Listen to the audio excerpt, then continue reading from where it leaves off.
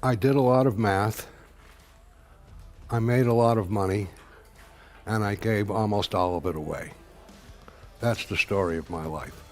Professor de matemática em Harvard, computadores, soviéticos, Casa Branca. Você pode imaginar uma pessoa que tem esses 4 elementos na história da sua vida? E se eu te disser que além desses 4, a pessoa também tem o hedge fund, que faturou 105 bilhões de dólares durante seus 30 anos de carreira, com aproximadamente 40% de retorno anual. Você provavelmente vai achar que estamos falando de um filme de Hollywood, mas essa pessoa é real, e o nome dele é Gene Simons, o maior trader de toda a história das finanças modernas. Nesse vídeo, vamos conhecer a incrível história da sua vida e, o mais importante, como ele conseguiu tudo isso.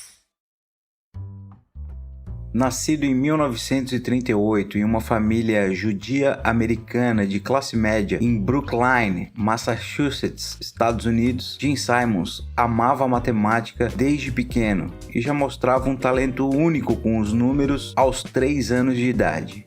But I did always like math. I like math in the sense that I like to, when I was 3 or 4 or something, like to double the numbers 2, 4, 8, 16, 32, etc. I got up to 1,024.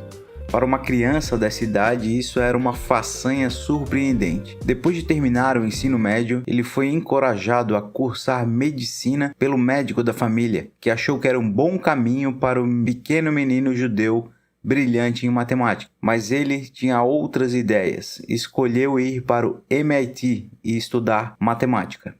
Nas fases iniciais, ele teve que estudar bastante e acabou falhando em algumas provas. Então, tirou um tempo em um verão para entender os teoremas complexos. E foi aí que ele realmente começou a amadurecer. Ele adorava como as fórmulas complexas da matemática pareciam se juntar umas às outras. E assim, todo o mundo da matemática ia sendo construído na sua cabeça. Ele frequentemente era visto pelo campus deitado de costas, com os olhos fechados, montando na sua cabeça uma equação de cada vez. Nessa época, ele viu 2 professores discutindo sobre um problema de matemática numa cafeteria à meia-noite. E naquele momento, ele decidiu que esse era o tipo de vida que ele queria: cigarros, café e matemática pelo resto da vida. Depois de muitas conquistas acadêmicas no MIT, ele concluiu seu doutorado em Berkeley em 2 anos. A sua capacidade brilhante foi suficiente para garantir um emprego de professor na Universidade de Harvard. Ele era um professor popular com um estilo informal e ensinava como um apaixonado. Suas roupas, no entanto, não eram nada formais. Ele nunca se preocupou em usar meias. Depois de alguns anos, Simon estava cansado de ensinar. Sua vida começou a seguir um padrão previsível. No meio de palestras e rotinas acadêmicas, ele estava terrivelmente entediado e precisava desesperadamente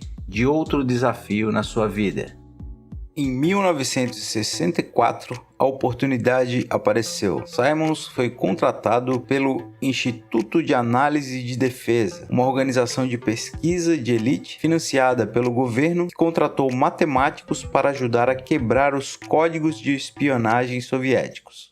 Estamos falando da Guerra Fria. E foi lá que Simon aprendeu a desenvolver modelos matemáticos para interpretar padrões e dados aparentemente sem sentido. E foi aqui que o nosso personagem desenvolveu um algoritmo de quebra de código ultra rápido. Em determinado momento, os especialistas em inteligência da CIA descobriram que uma mensagem codificada com uma configuração incorreta foi enviada pelos soviéticos. Com base nessa mensagem, um modelo de Simon de quebra de código foi aplicado e assim foi possível explorar com sucesso o sistema de mensagens interno do inimigo, o que fez com que Simon se tornasse uma estrela na comunidade de quebra de códigos. No entanto, esse sucesso não foi suficiente para as ambições de Gene Simons. Ele queria mais desafios matemáticos, códigos enigmáticos para desbloquear e missões mais competitivas. Enquanto trabalhava no departamento de defesa, ele usava o seu tempo livre para pesquisar e refletir sobre o mundo das finanças globais.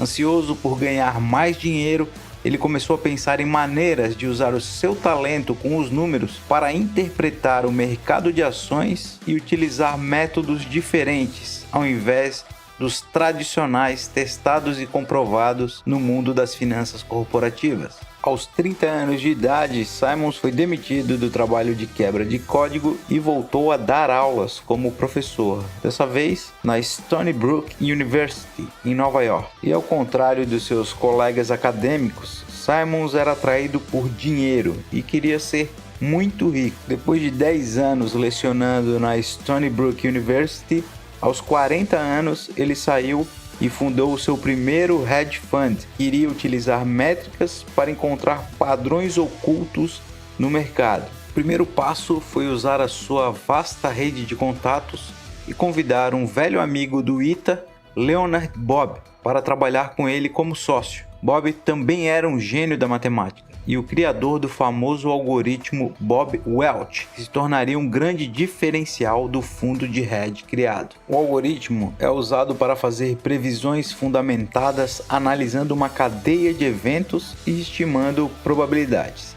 Por exemplo, sem conhecer as regras do beisebol, ele poderia estimar o que aconteceria a seguir simplesmente analisando os padrões daquela jogada a ser feita. Esse mesmo conceito é amplamente utilizado até hoje. Pode ser encontrado no mecanismo de busca do Google ou em tecnologias de reconhecimento de fala. Eles decidiram aplicar essa lógica num modelo preditivo que seria muito útil para monitorar os movimentos dos mercados, mas isso foi em 1979, antes de toda a digitalização do mercado. Logo, para obter os dados, eles tiveram que colar muitos gráficos e cotações nas paredes de seu minúsculo escritório em Long Island. Os primeiros testes foi no mercado de câmbio e o algoritmo se mostrou muito eficiente, fazendo dinheiro desde o começo. So I traded currencies, foreign currencies, with this little bit of money I had, and I did pretty well. And at a certain point, I decided to leave academia. I hired a few people to get into the investment activity with me. We were trading commodities of all sorts, and the firm grew and grew and grew and grew.